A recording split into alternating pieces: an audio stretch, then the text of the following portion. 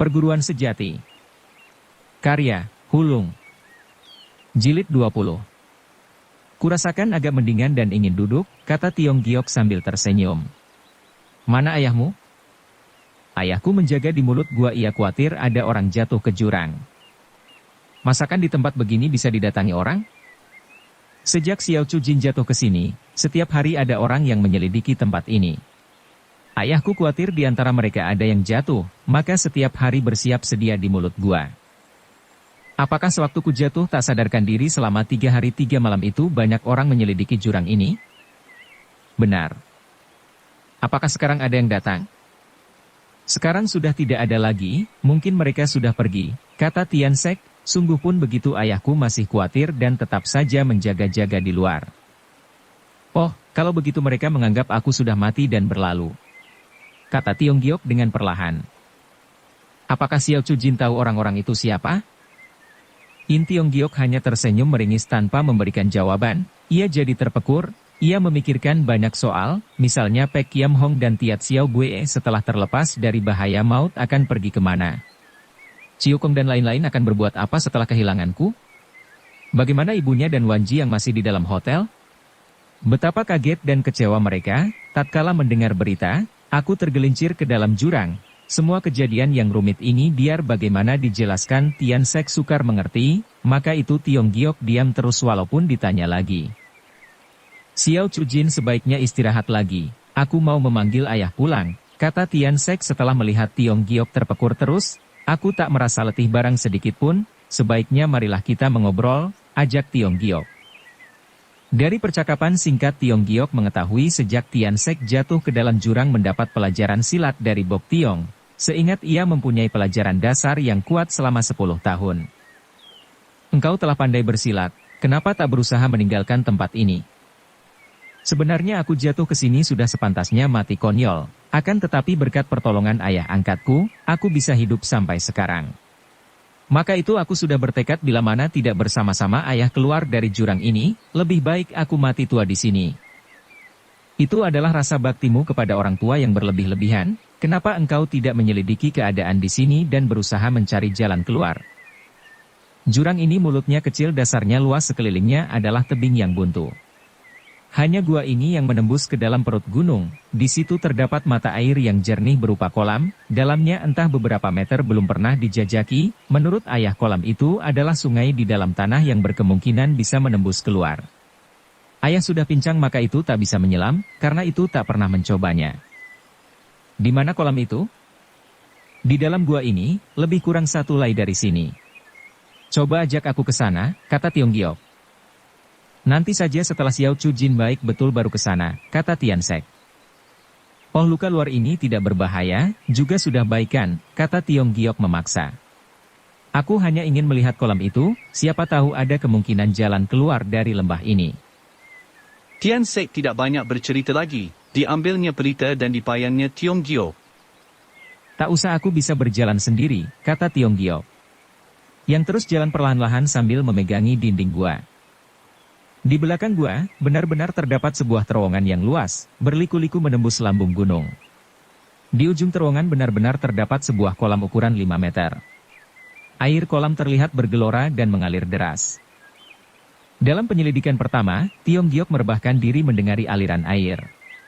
Tak salah, ini adalah sungai di bawah tanah, satu-satunya jalan keluar dari lembah mati ini. Namun di dalamnya entah berapa meter dan berapa panjang di tanah sukar diketahui.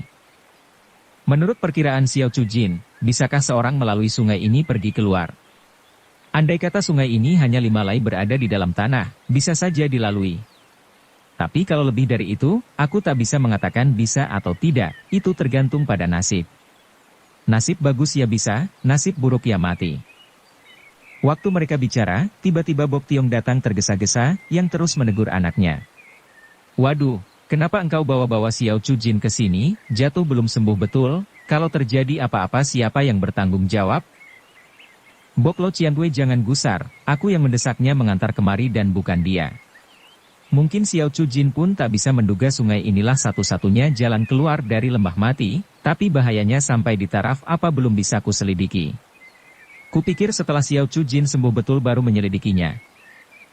Memang dalam hal ini kita harus sabar dan hati-hati, tergesa-gesa tidak ada gunanya, kata Tiong Giok.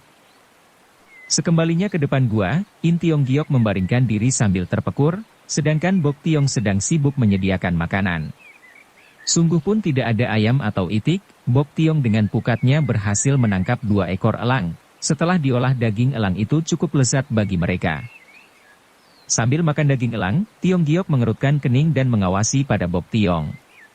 Lo Cianpue mengikuti ayahku sudah lama, tentu mengetahui juga hubungannya dengan Tiat Po Chu sangat intim sekali bukan? Akan tetapi di balik itu ada sesuatu yang ingin kutanyakan kepadamu. Silahkan Xiao Chu Jin bertanya, apa yang kutahu akan kujelaskan, jawab Bok Tiong. Tiong Giok terpekur sejenak. Menurut berita, sewaktu ayah mengunjungi Tiat Po kena disemprot dan dimaki habis-habisan oleh tuan rumah. Setelah itu Tiat Giok Lin membunuh diri dengan jarum beracun. Apakah engkau tahu soal ini? Dari siapa Xiao Chu Jin mendengar berita ini, tanya Bok Tiong sambil mengawasi dengan tajam. Xiao Xiang Lai Hiap sendiri yang mengatakannya kepadaku. Menurut keyakinanku ayahmu adalah seorang berbudi luhur, bagaimanapun ia tak bisa menjual teman. Sebaliknya adalah orang-orang dari Tiat Po yang berlaku tidak bersahabat kepada ayahmu. Apa alasanmu mengatakan begitu? Sudah terang ada alasannya, jawab Bok Tiong perlahan, dengan mata kepala sendiri kusaksikan bahwa yang menghadang kami di perjalanan adalah orang-orang dari Tiat Po. Benarkah begitu? Untuk selama-lamanya. Ini bukan soal main-main, aku tak berani membohong, kata Bok Tiong dengan serius, ia tertegun sejenak sambil menelan ludah. Lalu melanjutkan ceritanya penuh emosi. Orang yang menghadang kami satu pun tidak ada yang kukenal, mereka pun tidak mengenal aku maupun ibumu. Begitu menghadang mereka pura-pura menanyakan ibumu berada di kereta yang mana. Setelah ditunjukkan, tiba-tiba saja mereka melakukan serangan sambil memaki-maki. Bunuh keluarga bangsat Xiang ini, ia menjual teman sendiri demi keuntungan pribadinya, mari kita tuntut balas darinya. Waktu mendengar ini, ibumu menjadi kaget dan mengatakan bahwa ia akan pergi ke Tiat Po. Segala urusan yang bagaimana hebat pun dapat diselesaikan di sana. Penghadang-penghadang itu bukan saja tidak mendengar perkataan ini, mereka pun segera turun tangan dengan bengis. Ibumu dan aku melakukan perlawanan mati-matian, karena tidak percaya bahwa orang Tiat Po bisa berlaku sekeji dan serendah itu, tak kira setelah ku lolos dari bahaya. Kudengar bahwa Tiat Po Chu telah meninggal dunia. Di dunia Kang Ou tersebar luas dari mulut ke mulut bahwa ayahmu karena ingin mengangkangi Kang Tian Chitsu, sampai mencelakakan Tiat Giok Lin. Dari sudut inilah aku berani mengatakan bahwa yang menghadang di jalan itu adalah orang-orangnya Tiat Po Chu.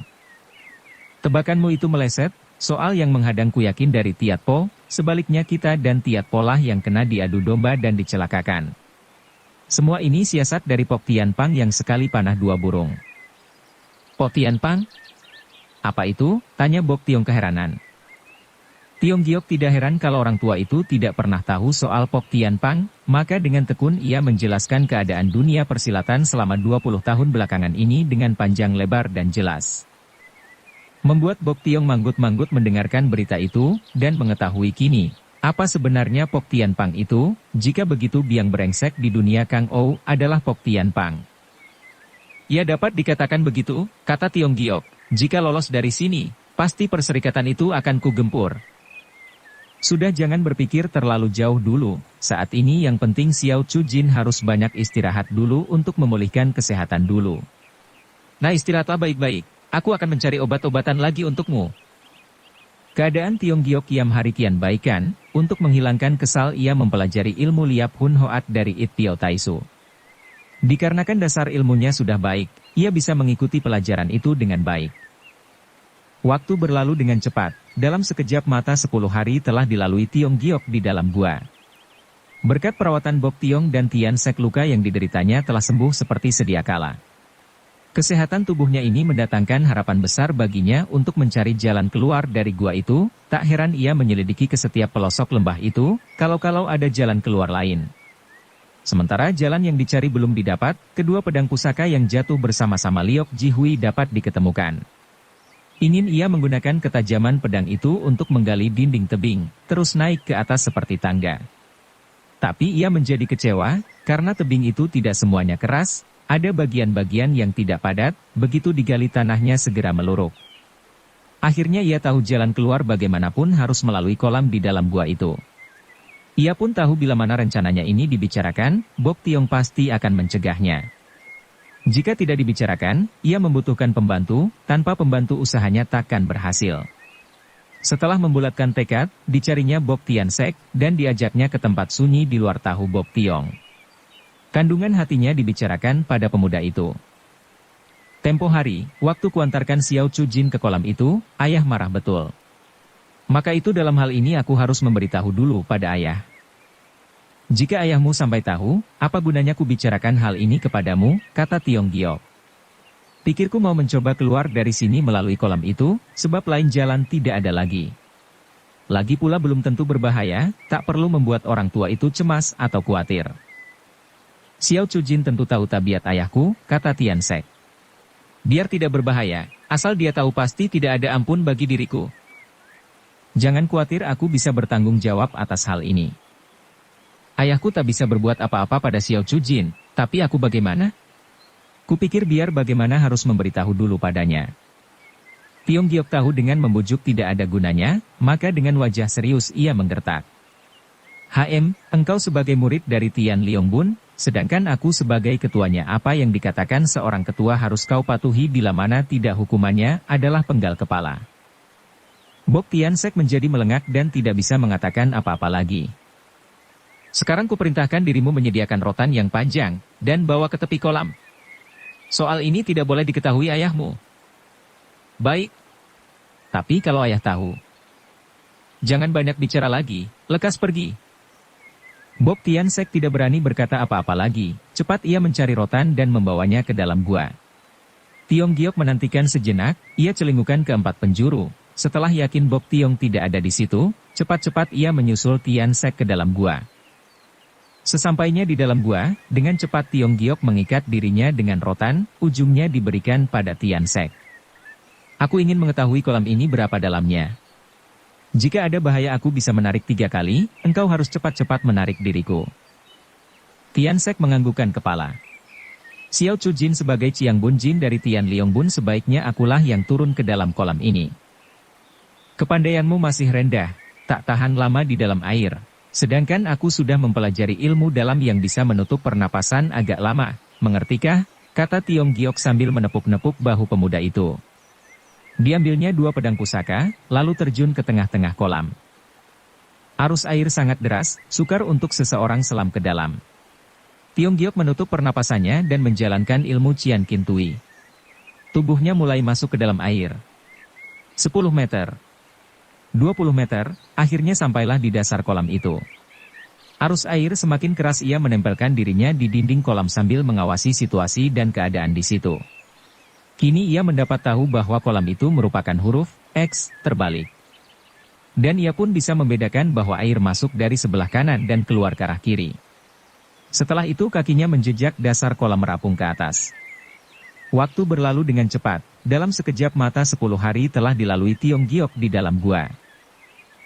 Bok Tian Sek sedang terpekur ke tengah-tengah kolam sambil memegangi ujung rotan, begitu melihat Tiong Giok timbul ia menjadi girang.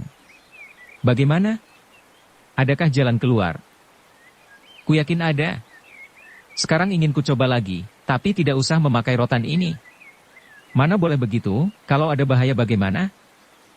Jangan khawatir, aku berani berbuat begini karena ada sebabnya, kata Tiong Giok. Ke satu kolam melainkan sebagian permukaan air dari sebuah sungai yang melalui tanah. Kedua sungai ini tentu mempunyai bagian hulu atau hilir yang tidak melalui tanah. Ketiga sudah kuselidiki bagian kanan hulu, bagian kiri adalah hilir. Artinya sungai ini mengalir dari bagian kanan ke bagian kiri. Bila mana dugaan Xiao Chu Jin benar, dapatkah kita ketahui berapa jauh sungai ini melalui tanah? Mana bisa ku tahu, jawab Tiong Giok. Inilah yang harus ku coba. Andai kata bagian sungai yang di tanah ini sungai panjang, bagaimana? Bukankah berbahaya?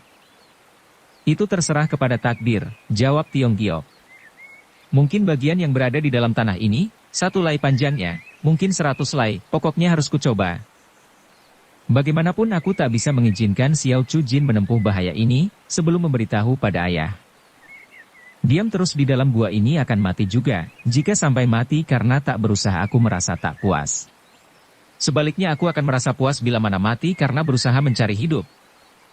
Bagaimanapun Xiao Chu Jin tak boleh pergi, kata Tian Sek seraya membentangkan tangan mau merangkul Tiong Giok.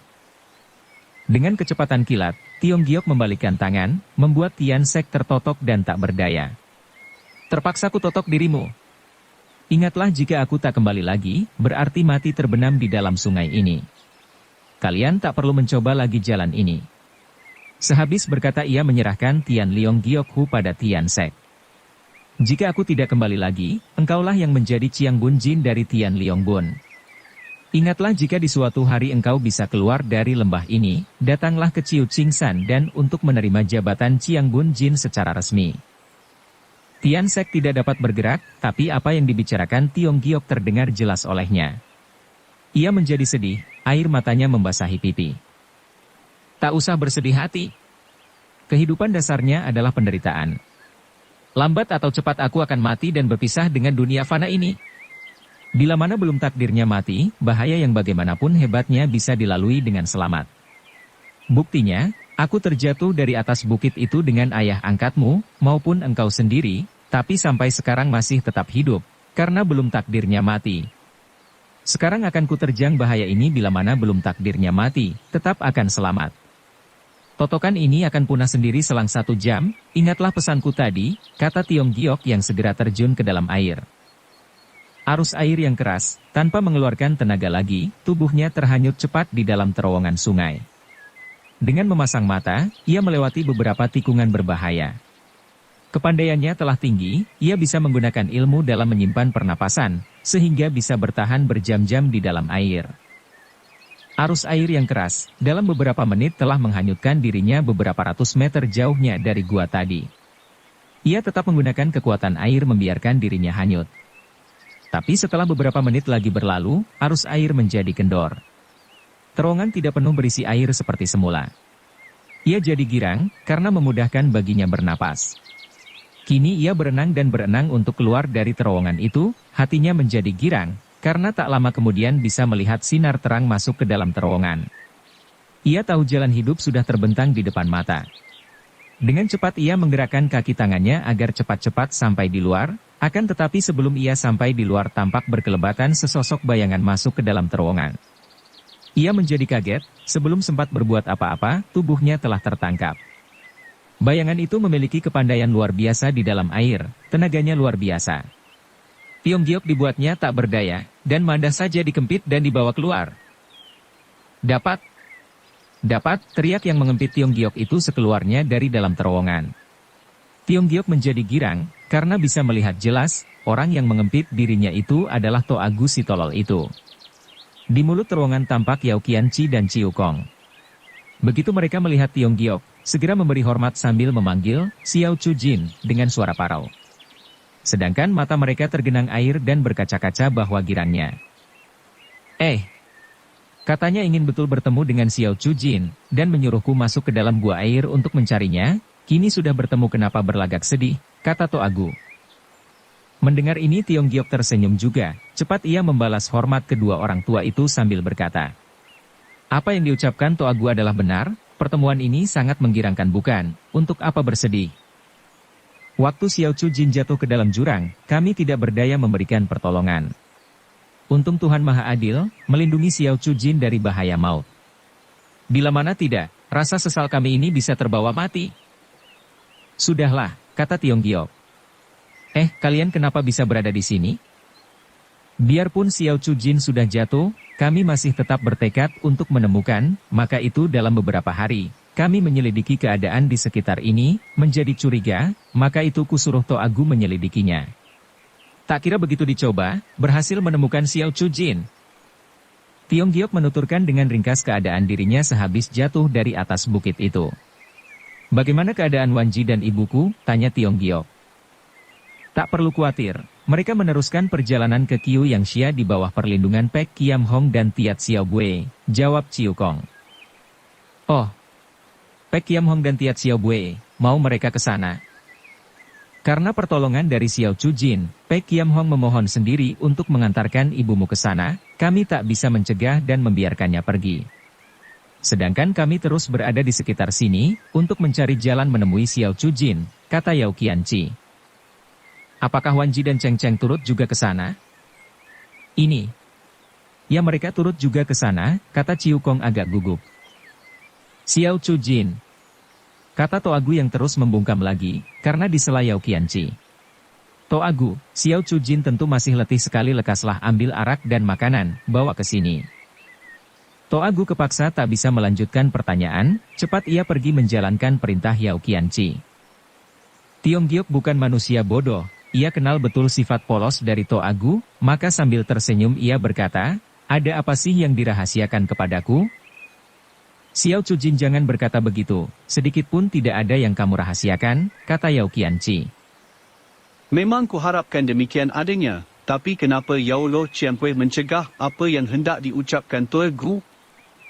Yao Qianqi dan Ciu Kong menundukkan kepala, yang aneh dari mata tunggalnya Ciu Kong meneteskan air mata. Apa yang sudah terjadi, jelaskanlah, kata Tiong Giok ingin mengetahui penjelasan. Keadaan Xiao Chujin baru lepas dari bahaya, maka segan untuk menuturkan secara jujur, nanti saja, kata Yao Qianqi. Tidak. Kata Tiong Giok, ku minta penjelasannya sekarang juga, katanya lagi. Yao Qianqi dan Ciu Kong tetap membungkam. Saat ini Toagu sudah kembali dengan arak dan makanan. Begitu ia mengetahui kehendak Tiong Giok segera ia tertawa. Aku tak bisa berdusta, sejak tadi pun sudah ingin kukatakan. Nah, katakanlah lekas, seru Tiong Giok. Dua Lo Qianwei ini membohongi Xiao Chujin. Karena Wan Kounio dan Cheng Cheng tidak ikut ke Qiuyanxia, mereka. Eng. Toagu dengan mendadakan menangis dan tidak bisa meneruskan kata-katanya lagi. Katakan. Apa yang terjadi pada mereka, teriak In Tiong Giok. Wan Kounio ditangkap kaum Pok Tianpang, Cheng Cheng melindungi, tapi tak berdaya, menderita luka parah. Hampir mati, Eng. Tiong Giok menarik napas. Apakah betul? Yao Qianqi menganggukkan kepala. Kini Cheng Ji berada di mana? Di sebuah gua yang tak seberapa jauh dari sini, kata Ciu Kong. Antarkan aku menemuinya, kata Tiong Giok. Segera ia berjalan, tapi baru beberapa langkah, ia berhenti dengan tiba-tiba. Toagu memiliki kepandaian di air yang luar biasa, kutugaskan untuk menolong Bok Tiong dan anaknya. Diterangkannya dengan jelas keadaan terowongan air, dan letaknya kolam di dalam gua di mana Bok Tiong berada. Di samping itu ia pun menugaskan Yao Qianqi menjaga di mulut terowongan, sedangkan Ciu Kong diajaknya pergi untuk menemui Cheng Cheng. Gara-garamu membuat Xiao Chujin berduka, kata Yao Qianqi setelah berada berduaan dengan Toagu. Apa yang kukatakan semuanya benar, apa salahnya? Jangan ngomong saja, lekaslah masuk ke air. Toagu segera terjun ke dalam air untuk menjalankan tugasnya. Dan kepala. Kini Cheng Ji berada di mana? Sementara itu dengan cepat Ciu Kong telah mengajak Tiong Giok memasuki sebuah gua. Gua itu tidak lembab karena disarapi jerami-jerami kering. Di situ terdapat persediaan makanan yang cukup. Agaknya mereka telah beberapa hari berdiam di dalam gua itu. Di salah satu sudut gua terdapat tumpukan jerami yang tebal. Di atasnya tampak tergeletak tubuh Cheng Cheng. Rambutnya riap-riapan, wajahnya pucat sekali. Melihat si gadis yang biasa lincah dan bersemangat menjadi semacam ini, Tiong Giok menjadi pedih. Dan cepat dipegang pergelangan si gadis, setelah memeriksa hatinya menjadi legaan, karena si gadis belum mati. Cheng Cheng, panggilnya dengan perlahan. Cheng Cheng seperti mendengar perkataan itu, tampak ia memaksakan diri membuka matanya. Ia berhasil melihat, tetapi sepasang matanya yang tajam seperti rabun dan hilang kesegarannya, kuyu dan mati, sedikit pun tidak bersinar. Bibirnya seolah-olah ingin bergerak, tapi tak sepatah kata pun yang keluar. Tanpa terasa Tiong Giok mencucurkan air mata, dengan suara parau tersumbat isak tangisnya ia berkata, kenapa ia bisa menderita begini macam? Waktu melindungi Wan Kounio kena dilukai seseorang yang berkepandaian tinggi, sehingga isi perutnya berubah hebat. Di samping itu dalam beberapa hari kami sibuk mencari Xiao Chujin, membuatnya kurang terawat benar, kata Ciu Kong.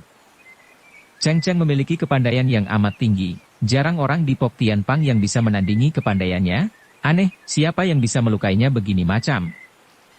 Benar, orang biasa tak melukai Cheng Cheng tapi orang itu berkepandaiannya luar biasa sekali.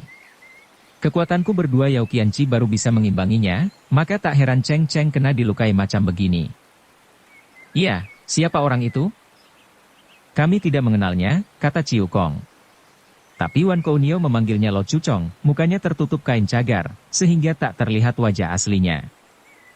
Oh, kiranya dia, tak sangka sampai ia pun turun tangan sendiri, kata In Tiong Giok dengan kaget. Apakah Xiao Chujin kenal dengannya? In Tiong Giok menganggukkan kepala, tetapi dengan cepat menggelengkannya lagi.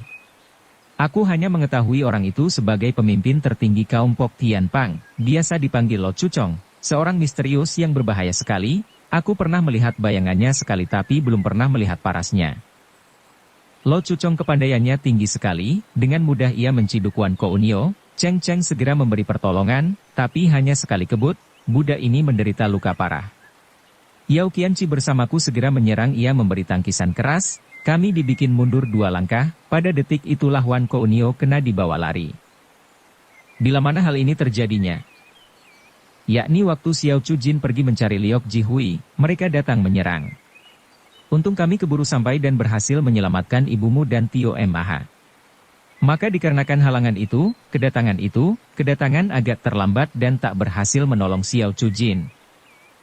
Oh kalau begitu di siang hari bolong ia melakukan penangkapan itu? Benar, kata Ciu Kong. Setelah mereka pergi, kami segera datang ke tempat Xiao Chujin bertemu dengan Liok Jihui, kami melihat Xiao Chujin terjatuh ke dalam jurang. Kami menjadi cemas sekali. Untung Pek Kiam Hong dan Tiat Kounio menampilkan diri untuk mengajak ibumu ke Kiu Yang Xia sedangkan kami terus mencari Xiao Chujin. Dengan adanya Pek dan Tiat yang mengantar kedua orang tua itu, aku merasa lega, yang penting sekarang juga harus menolong Cheng Cheng. Sekarang juga aku akan mengobati Cheng Cheng dengan tenaga dalam, ku minta Ciu Lo Cianpue menjaga di luar gua.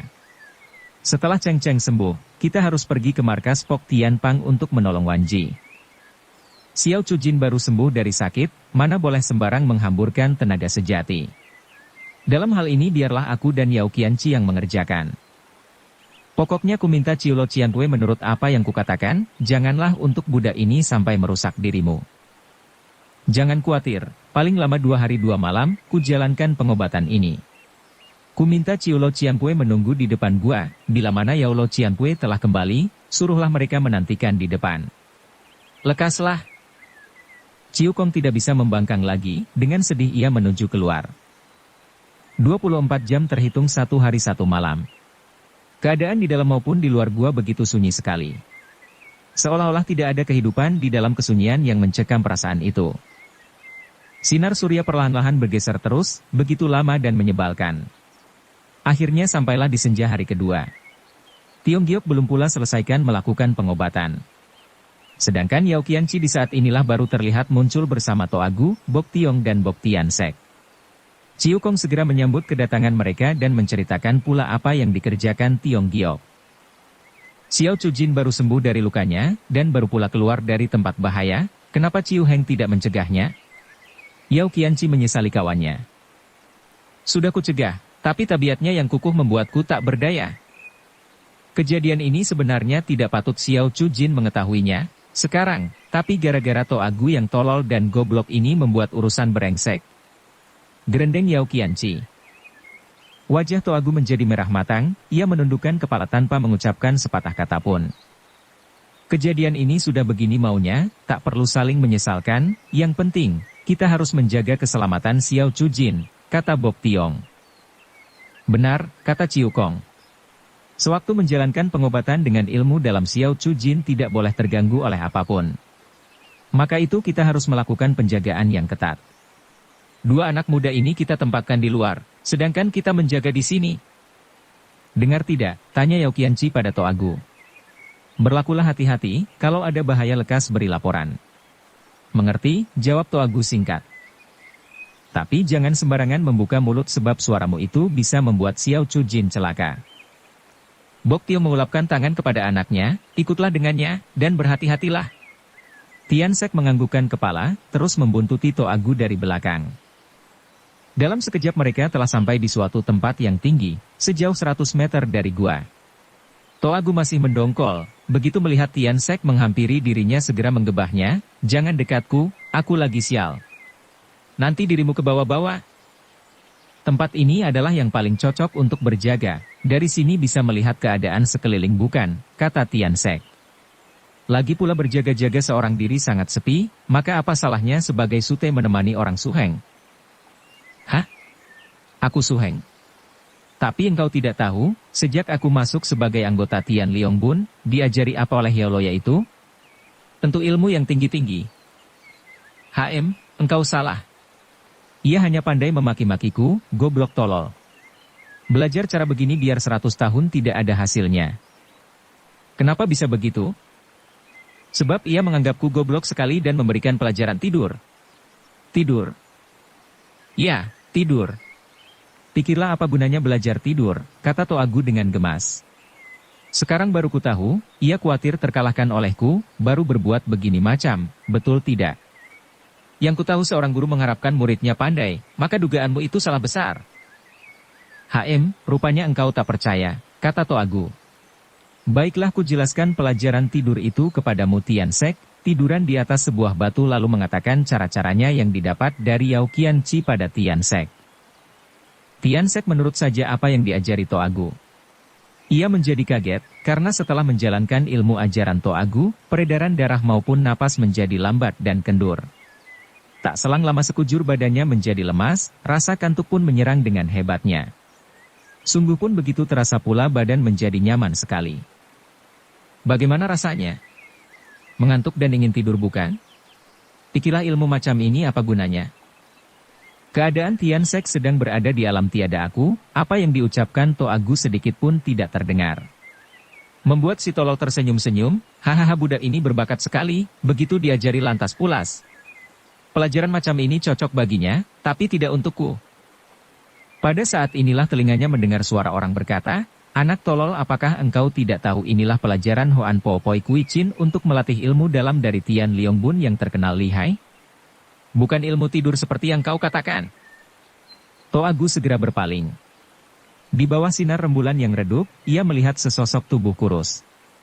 Dengan memberanikan diri ia menegur. "Engkau siapa?"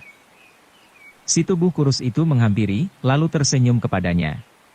"Manusia polos, kenalkah denganku?" Toagu tanpa terasa membuka mata semakin lebar, sedang tubuh kurus yang dihadapi tetap kurus. Cuma ia bisa tahu orang kurus itu berkepala botak dan mengenakan baju kasa, ia seorang Huisyo. Ia seperti kenal tetapi tidak ingat di mana ia pernah bertemu. Huisyo itu tetap tersenyum menantikan jawaban. "Aku kenal. Tapi lupa lagi di mana pernah bertemu. Ingat-ingatlah, siapa aku ini?" "Engkau Huisyo." "Benar. Aku Huisyo. Namun di mana kita pernah bertemu?" "Mungkinkah engkau lupa sama sekali?" kata si Huisyo kurus itu. Toagu mencoba mengingat-ingat, tapi tidak berhasil, ia membanting-banting kaki dengan gemas, atas daya ingatnya yang buruk itu. "Orang polos. Dasar polos." Perkataan polos ini mendatangkan ingatan padanya. "Aku ingat," serunya dengan tiba-tiba. "Engkau Huisyo yang keluar dari gua di Hoi Gioksan. Kuingat engkau mengatakan aku orang polos dan bernafsu mengangkat diriku menjadi murid tapi aku tidak mau.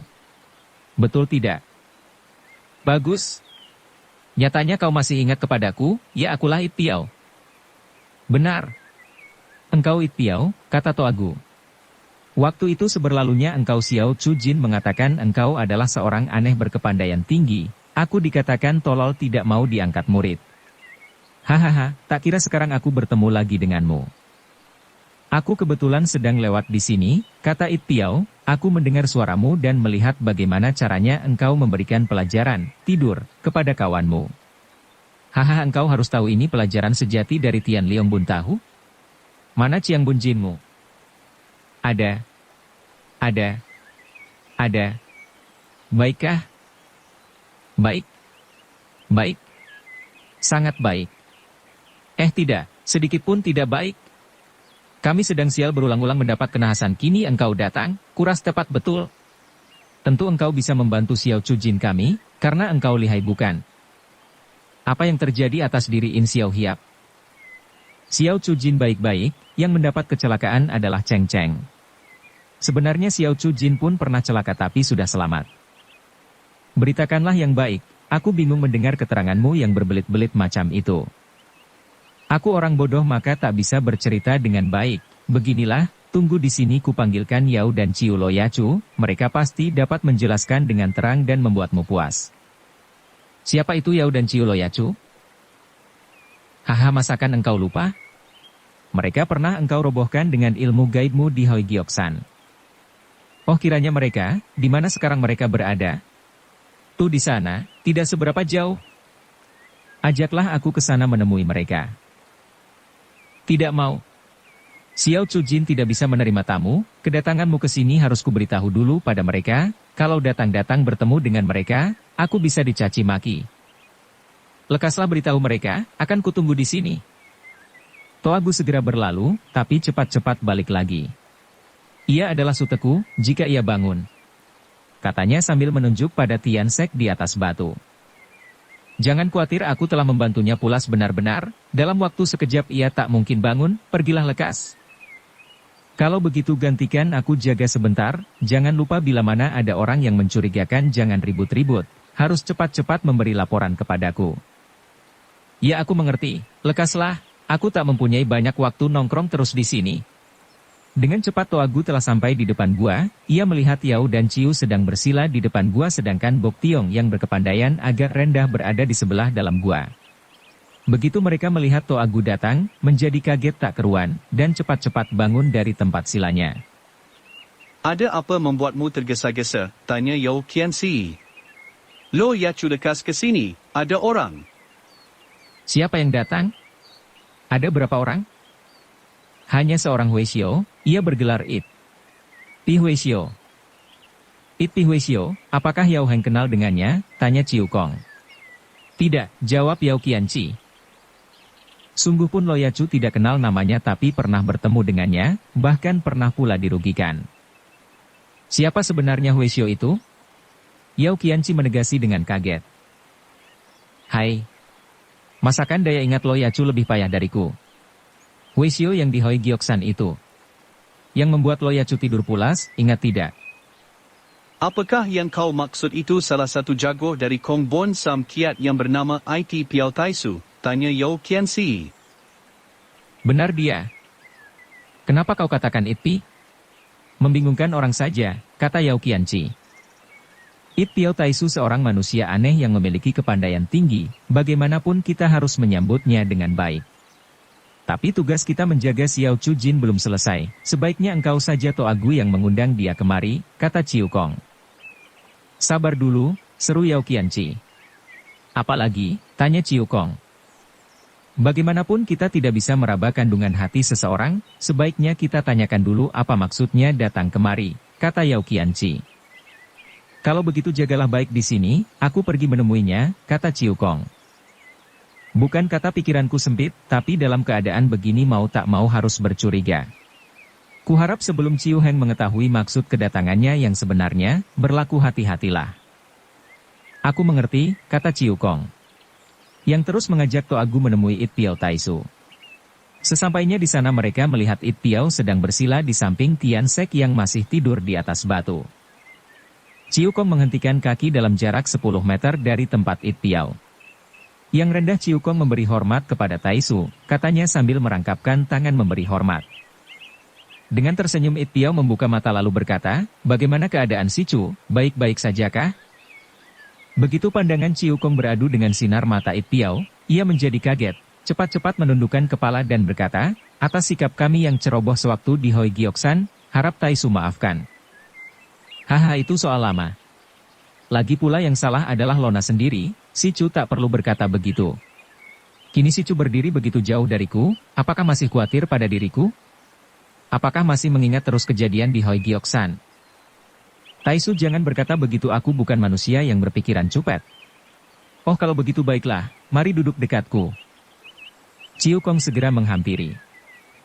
Lona kebetulan lewat di sini, bisa bertemu dengan teman-teman lama, merasa girang sekali. Tapi kegirangan ini mendadak hilang. Pikirlah dari sini ke dalam gua itu hanya 100 meter lebih, biar kepandaianku tak seberapa besar, jarak ini tidak berarti apa-apa bagi diriku. Chiu Kong mengerti bahwa Huishio itu telah mendengar dengan jelas apa yang dibicarakan Yao Qianchi tadi.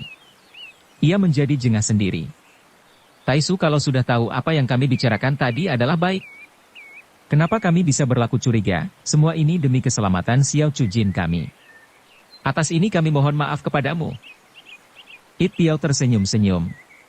Kalian adalah orang-orang yang jujur dan setia, tapi kurang berpikir. Pikirlah, andai kata aku bermaksud kurang baik kepada Xiao Chujin kalian, siang-siang sudah kulakukan di Hoi Gioksan, kenapa harus menunggu sampai sekarang? Sekali lagi kami minta maaf atas sikap kami yang terlalu curiga itu, kata Chiu Kong. Marilah kita ke gua dan bicara di sana. Tak usah, yang perlu jelaskanlah kesulitan In Xiao Hiap dewasa ini kepadaku. Soalnya anak angkatku menderita luka parah, sekarang sedang menerima pengobatan dari In Xiao Hiap, maka itu kami menjaganya siang dan malam agar usahanya itu tidak terganggu. Apakah putrimu itu seorang gadis 16 tahun? Yang senang mengenakan pakaian serba hitam dan pernah bertemu denganku sewaktu di Hoi Gioksan. Benar, dialah Cheng Cheng. Di bagian mana ia menderita luka, dan siapa yang melukainya? Ia menderita luka di bagian dadanya, yang melukainya adalah Lo Chuchong. Putrimu itu sudah berkepandaian tinggi, siapa itu Lo Chuchong? Maaf, kami hanya tahu namanya tidak tahu siapa orangnya. Bolehkah aku memeriksa keadaan luka putrimu? Ini. Lukanya di dada bukan? Itu tidak apa-apa. Lona seorang Huishio yang sudah tua, mungkin masih. Taisu jangan salah mengerti, soalnya bukan di situ. Soalnya saat ini Xiao Chujin sedang menjalankan pengobatan kepada anakku itu, dan baru selesai besok sore. Oh, kalau begitu baiklah kutunggu sampai besok sore. Chiu Kong tidak bicara lagi, lantas memberi hormat dan kembali lagi ke gua. It Piao Taisu melihat Toagu tidak turut kembali, maka dipanggilnya, "Hei orang polos, kemari kau. Mari kita mengobrol." Toagu menghampiri, wajahnya cemberut, ngobrol memang menyenangkan, tapi janganlah engkau memanggilku, polos, aku tak senang dianggap sebagai manusia polos. Kenapa tidak senang? Pokoknya tidak senang saja, jawab Toagu. Begitupun baiklah, kata It Piao. Ibarat sebuah batu kumala yang belum terasa, tidak memancarkan sinar indah, melainkan serupa dengan batu biasa. Toagu engkau tidak senang mempelajari ilmu dari Tian Liong Bun bukan? Maukah menjadi muridku dan mempelajari ilmuku? Tidak mau. Kenapa? Aku sudah menjadi murid dari Tian Liong Bun, bagaimana bisa menjadi muridmu lagi? Jika ku minta In Xiao Hiap menyerahkan dirimu, untuk kujadikan murid, bagaimana? Ini bukan soal dagang, pokoknya aku manusia dan bukan barang, biar Xiao Chujinku meluluskan permohonanmu, kalau aku tak setuju, engkau bisa apa? Sayang bakat yang baik ini tidak bisa kupupuk. Baiklah, dengan waktu yang singkat ini, ku bantu dirimu. Sehabis berkata, lengannya dengan kecepatan kilat menotok ke dada Toagu. Membuat yang disebut belakangan tidak bisa berkutik lagi. Huishio, apa yang hendak kau perbuat pada diriku? Tanya Toagu yang masih bisa bebas berkata-kata. It Piao tidak menjawab, lengannya bergerak lagi, tubuh Toagu seperti kena magnet, menempel di tangannya, tak bisa berkutik barang sedikit pun, tubuh itu diletakkan di atas batu, lalu ditotok jalan darahnya. Setelah itu It Piao mengeluarkan sebuah kotak kumala, begitu tutup kotak dibuka, bertebaran hawa harum yang sejuk. Kotak itu berisi sebuah kolesom yang sudah tua sekali. Bentuknya seperti orang, biasa dianggap mustika dunia Kang Ou. It Piao membuka mulut Toagu dan menjejalkan kolesom itu tak ubahnya seperti tepung halus. Begitu kena air ludah si tolol, terus masuk ke dalam perut dengan mudahnya. Berbaring dengan ini It Piao menepak-nepak sekujur tubuh si tolol. Dalam sekejap tampak perubahan hebat pada Toagu, perutnya turun naik dengan cepat, dan keringatnya mengucur deras seperti air hujan. Sesudah hal itu berlangsung sejam lebih, Toagu menjadi pulas dengan tenangnya. Dukung channel Novel Silat dengan subscribe, follow, like, komen dan share. Bintang mulai menyepi, malam pun menjadi hilang. Pagi telah datang, dengan seorang diri It Piao Taisu datang ke gua. Waktunya sudah sampai, dapatkah Lona menemui In Xiao Hiap? Yao Chiu dan Bok dengan serempak memberikan hormat pada Huishio itu. Sungguh pun waktunya sudah sampai, tapi Xiao Chu Jin kami belum selesai dengan pengobatannya, harap Taisu bersabar sejenak. It Piao Taisu mengangguk, sungguh pun begitu ia menghampiri mulut gua telinganya ditempelkan pada dinding gua. Sejenak wajah Huishio itu berubah dengan mendadak. Samui benar-benar lalai, lekaslah berikan bantuan pada In Xiao Hiap, yang hampir kehabisan tenaga. Ciu Kong bertiga ragu-ragu atas keterangan Huishio itu. Tapi dengan cepat mereka menjadi kaget, karena dari dalam gua terdengar suara bluk perlahan, seperti suara tubuh orang jatuh ke tanah. Serentak pula wajah mereka berubah pucat setelah menyaksikan keadaan di dalam. Terlihat Cheng Cheng menggeletak, wajahnya yang pucat telah menjadi semu dadu, tetap belum sadarkan diri. Lengan kirinya Tiong Giok masih menempel di ubun-ubun gadis itu. Sedangkan lengan kanannya, menempel ke dinding gua, menunjang tubuhnya yang telah bermandi keringat. Agaknya ia telah jatuh sekali, karena kehabisan tenaga, kini terlihat lengannya itu bergetar keras.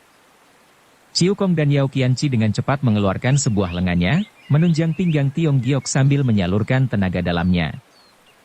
Bok Tiong tak bisa berbuat apa-apa, dalam bingungnya ia mendengar It Piao berkata dengan perlahan, lekaslah ambil secawan air bening. Ia terlalu memforsir tenaganya sampai habis-habisan, tak mudah tertolong dengan cara begini. Bok Tiong dengan cepat keluar dan kembali lagi dengan air bening. It Piao Taisu mengeluarkan sebuah flash kecil dari lengan bajunya, lalu memasukkan ke dalam cawan. Setelah obat itu diaduk rata dengan jarinya, diserahkan lagi pada Bok Tiong. Siap sedialah dengan obat ini. Perhatikan baik-baik, begitu Lona menarik lengan kirinya In Xiao Hiap, si Chu harus memberikan obat ini, waktunya harus tepat, tidak boleh kecepatan atau kebelakangan. Ya, silakan Taisu bekerja. It Piao Taisu dengan hati-hati, meletakkan lengan kirinya ke kening Cheng Cheng, sedangkan lengan kanannya memegang lengan Tiong Giok. Kasih obat, katanya dengan perlahan, sambil menarik lengan kiri pemuda kita. Sing, terdengar suara halus seperti balon kempes, keluar dari lengan kiri Tiong Giok. Berbaring dengan itu tubuhnya pun jatuh ke belakang.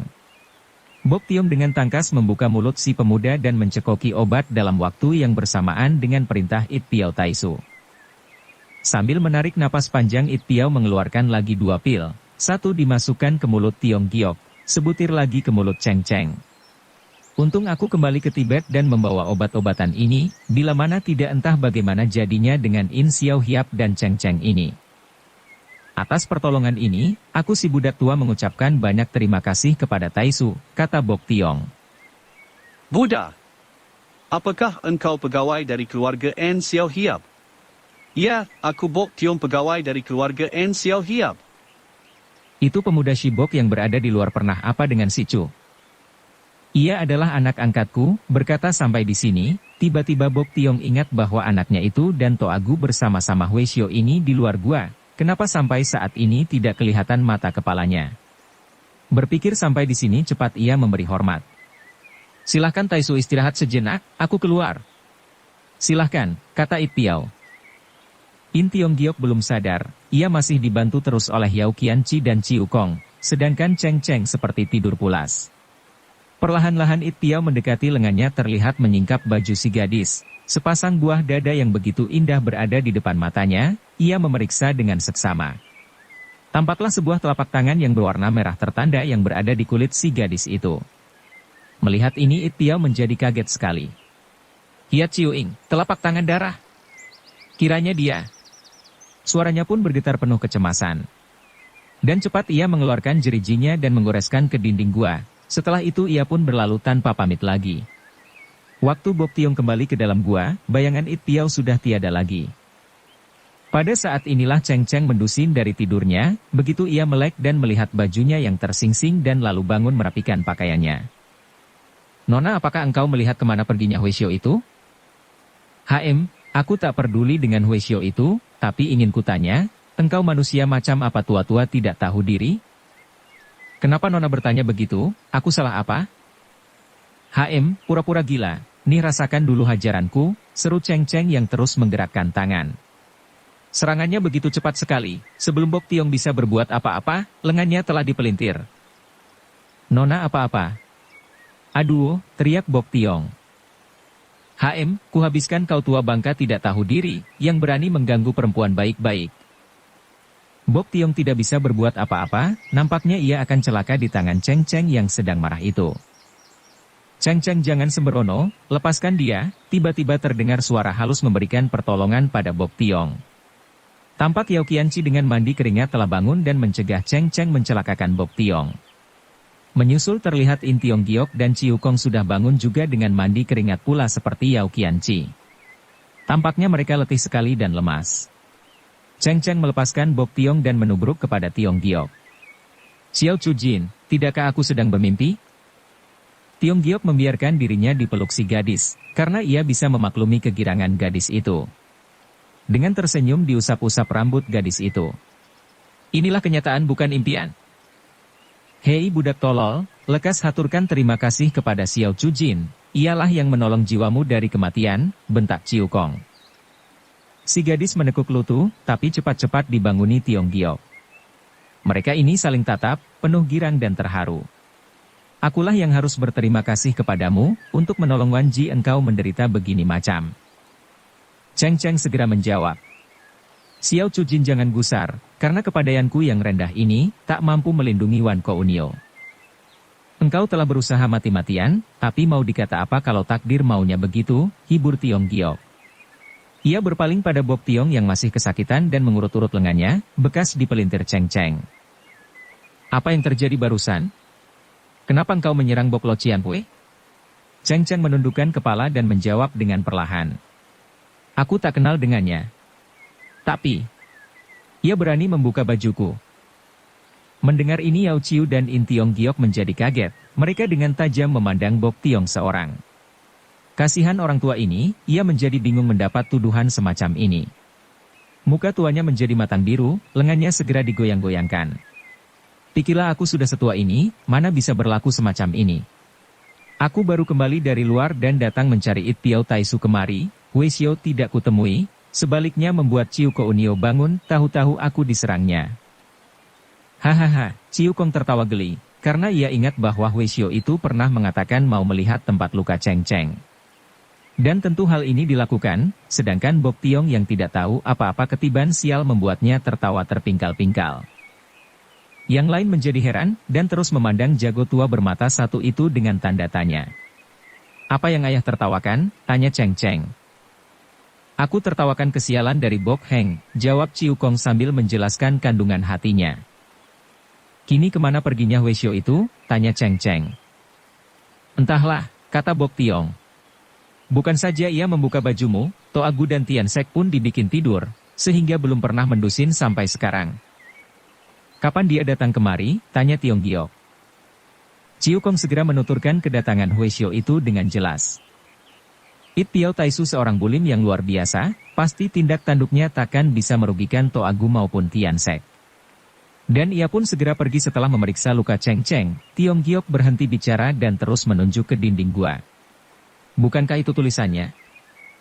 Dengan serentak sekalian yang berada di situ memandang ke arah yang ditunjuk, benar saja di dinding gua itu terlihat tulisan yang berbunyi, suatu firasat buruk membuatku cemas dan pergi tanpa pamit pedang pusakaku pinjam untuk membasmi kejahatan.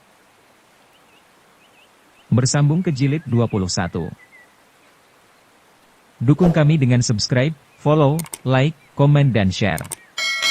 Terima kasih.